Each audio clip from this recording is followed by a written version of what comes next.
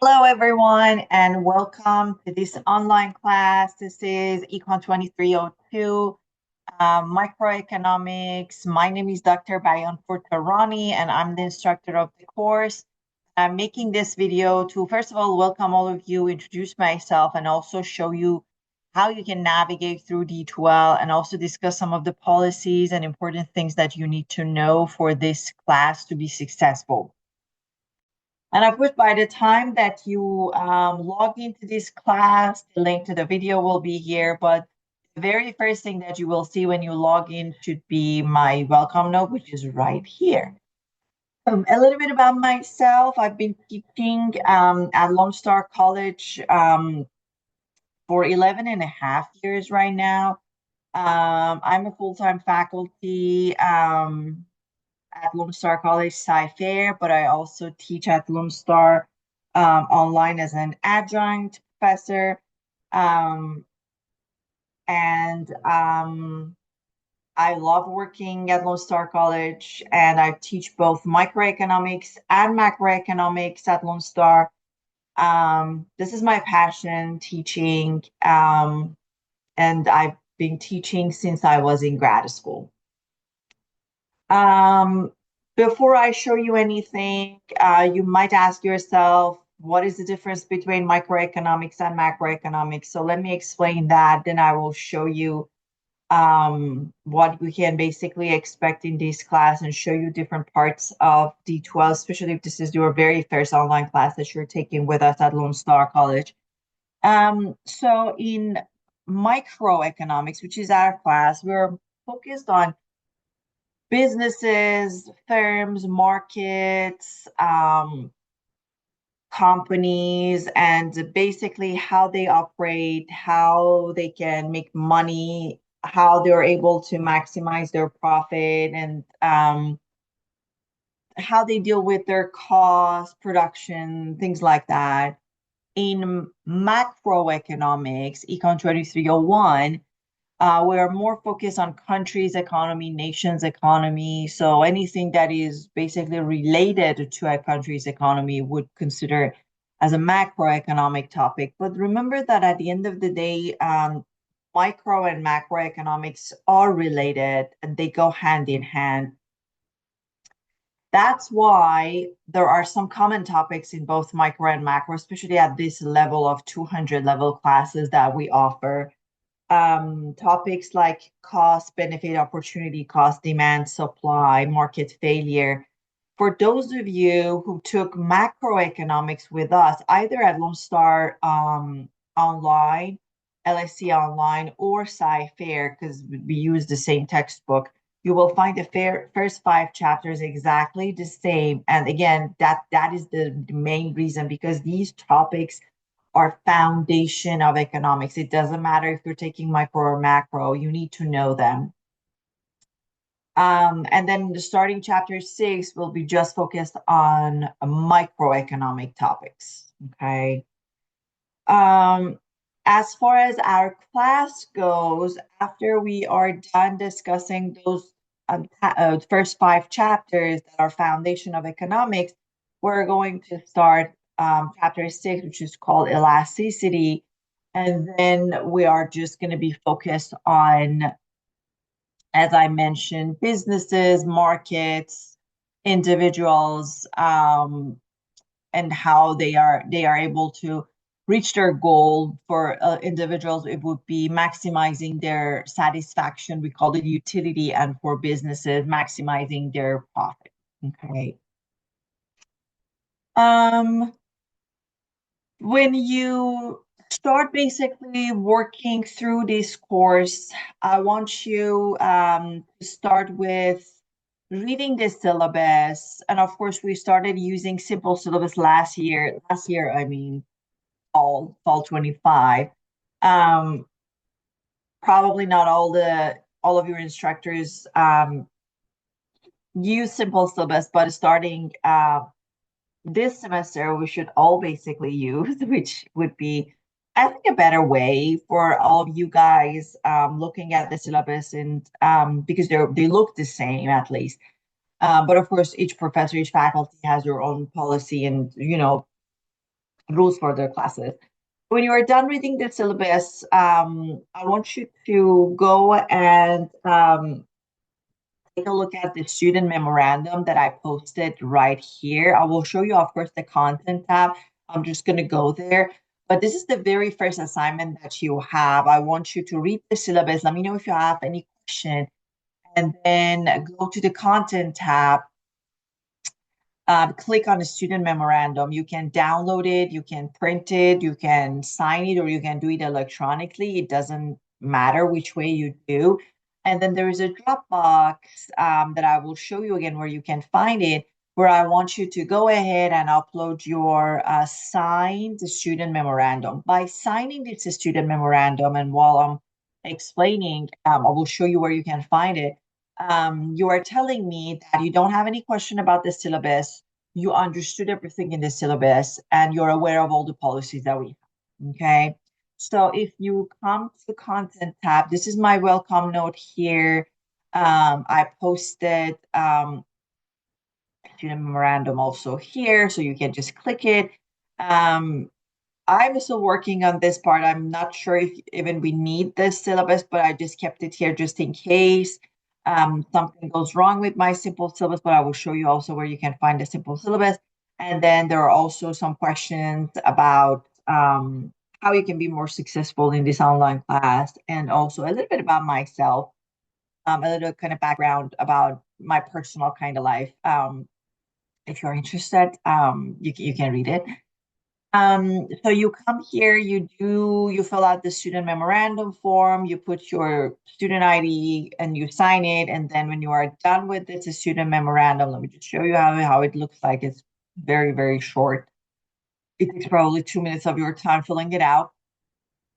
So when you are done, sign it, student ID, and then you go to course activities, assignments. There's a Dropbox there.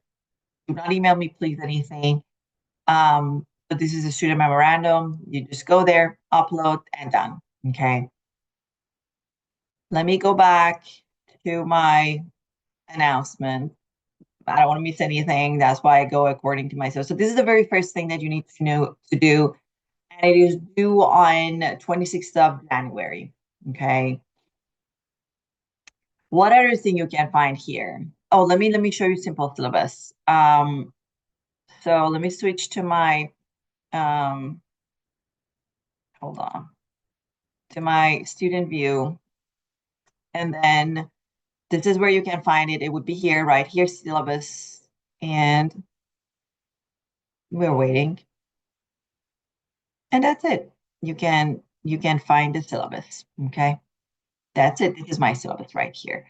I have to switch back to my own instructor mode because I switched to my student view because as you can see here, you do not see any of those tabs. Mine is different than yours, and mine is under the course management, but you don't have that. Okay, so this is how you can find it here. What else you can find on D12? So let me go by order here. Okay, let me go back to the content tab. While we were there, as you can see here, I created weekly modules for our 16 weeks class. So for week 1, we're studying chapter 1, and of course you are doing the student memorandum, reading the syllabus and so forth. In each module for our weekly modules, you can find the lecture notes, which is right here.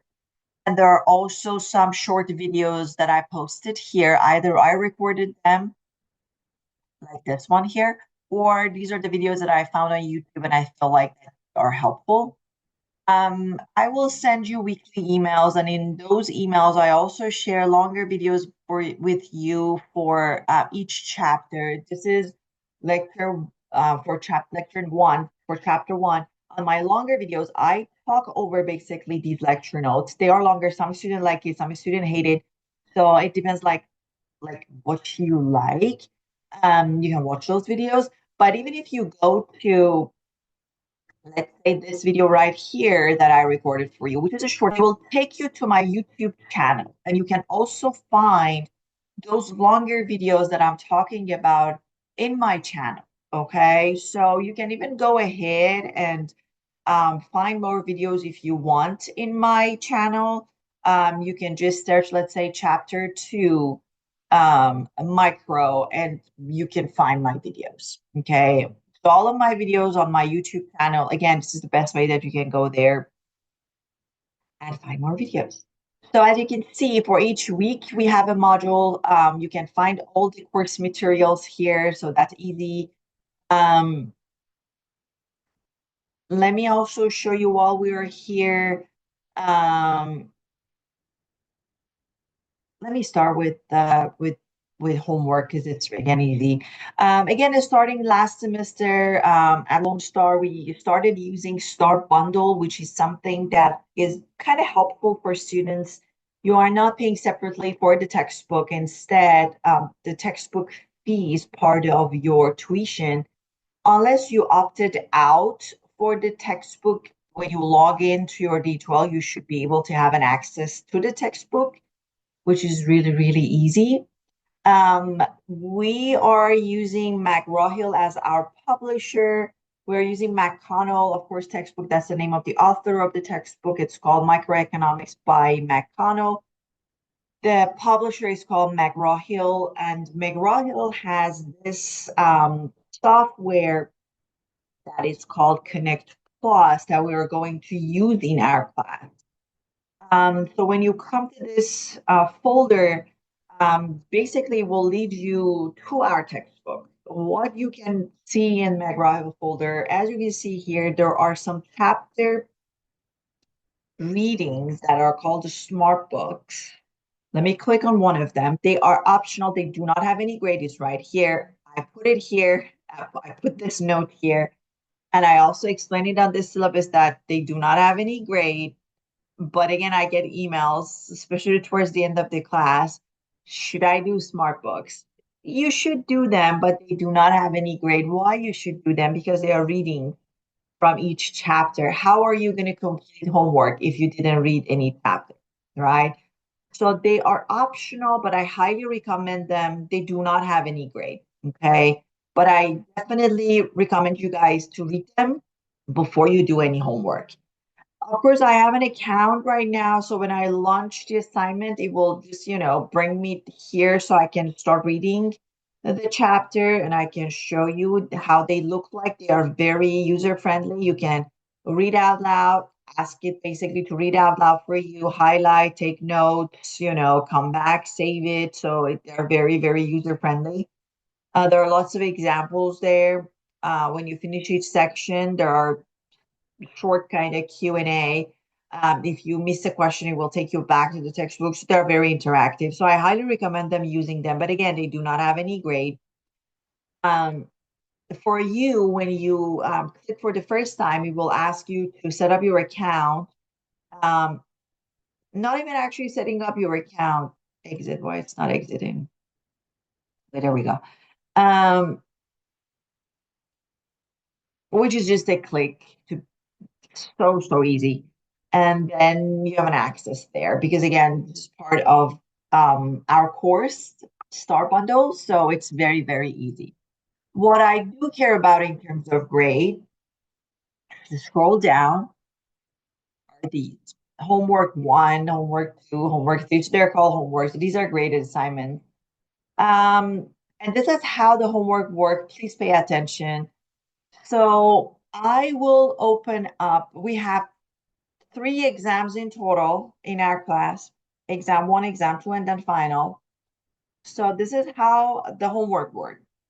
Homework 1 through 4 are the homeworks that we need to get ready for exam 1. So I opened them up from day 1, and they're all due on February 23rd, as you can see here. Why February 23rd? Because that is the day that exam 1 will be closed. Okay? When we are done with exam 1, I will open up the last 4 homework we have. These are the starting day, February 23rd, and then they are due on May 11th, which is the last day of our class. This is the final day, but why am I giving you more extension for that?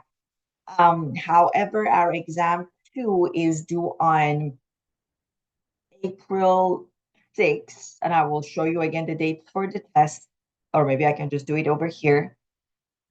Um, because the final is comprehensive, is cumulative. So I want you to have access to the second round of homework while you're getting ready for the final, because the final, however, is cumulative, comprehensive, but the weight of the final would be on the second part of our class, or I should say the exam two, okay?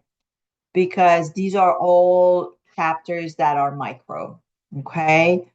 So this is how it works. If you miss the deadline for homework 1 through 4, I will not open them up. Sorry, don't ask me.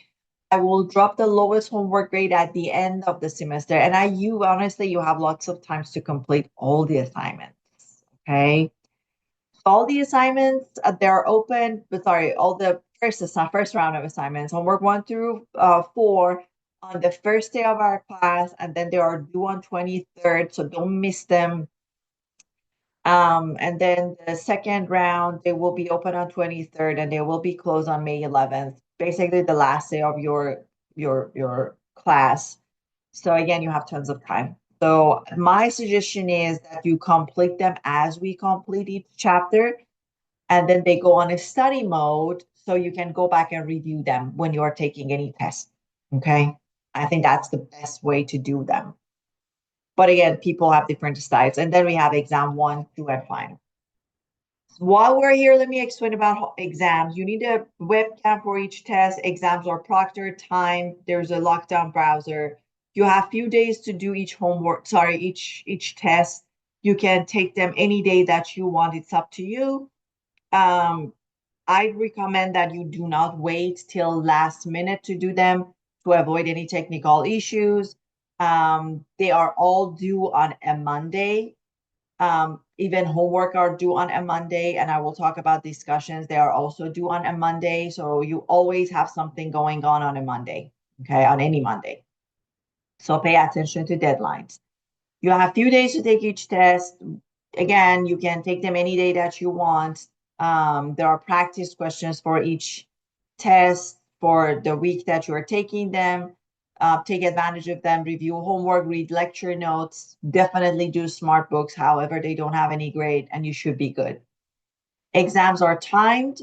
You can have 1 to 2 pages of notes or formulas for each test, but make sure you show your papers to the camera before you start the test. And I know when I say proctored and there's a webcam, some students, they become very uncomfortable, but please don't. Nobody's watching you while you are taking the test. Yes, the test will be recorded and I have the ability to watch afterwards. But while you are taking the test, I'm not going to watch you. Nobody's watching you.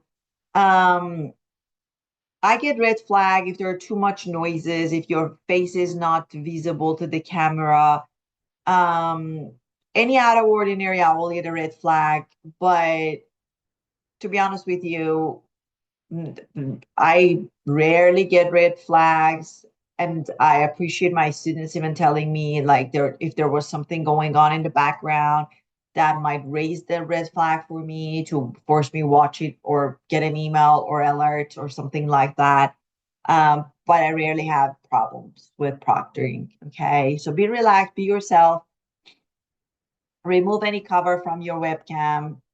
If your laptop has a webcam, great. But if it doesn't, you probably just need an external one, super cheap, like $10. But most laptops they do. Okay.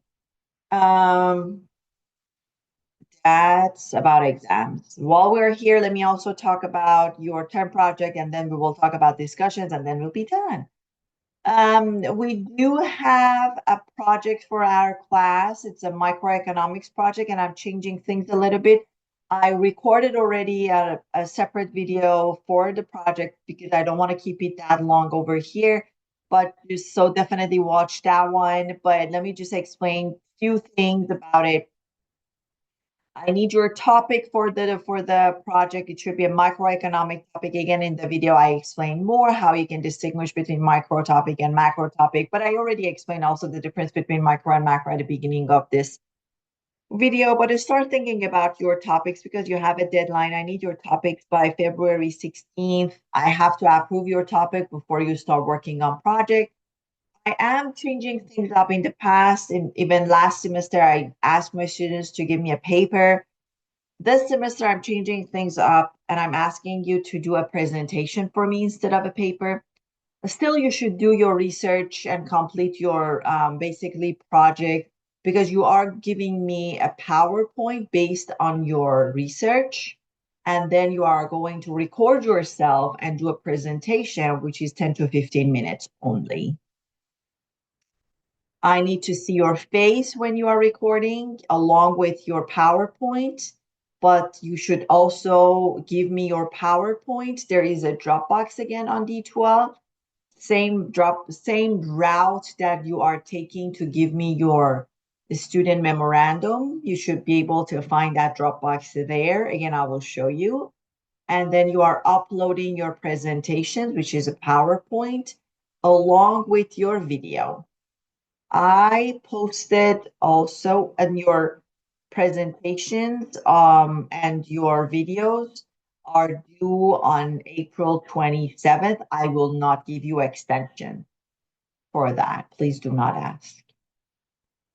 And this is the rubric we have.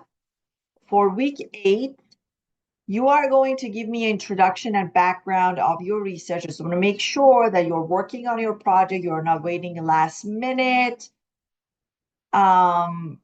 This is a 30-point assignment. Do not miss it. Basically, it helps you to understand where you are in your project. It is due, however, you are completing it on week 8, but week 9 is our spring break. So I'm basically giving you 2 weeks to do this 8-week assignment. You are giving me your week 8 assignment after spring break on a Monday, 23rd. If you're done before that, go ahead and upload it, even better. But basically, you have 2 weeks to do that, which is, I think, great. Again, if you miss it, you will get 0. And I'm telling you, day 1, it's right after spring break, Monday after spring break. If you are busy during a spring break, before you go on spring break, because you have the entire week 8, working on it. And again, week 9 is spring break. Okay. And this is a little handout that I made. Term paper info, how we write papers in economics, MLA format, because even if however, you're not giving me any paper at the end, but when you are citing your paper, it should be MLA, and this should be your the slide for your PowerPoint. So you need to know how you format MLA, even for citations, okay? And then presentations, videos. So I put some resources for you here, but again, watch my other video. Actually, I hit this one. Probably you don't need it. I'm gonna make it visible for you just in case you need it. But again, watch my video for this project. Okay, it will be available the second day or third day of our class. Okay, so you can get more information. Let me talk about last thing, which is discussions. If you go to collaboration tab and then click on discussions, you should be able to see our discussion board. We do not have discussions every week, but we have it every other week, every 2 weeks. So it's just different.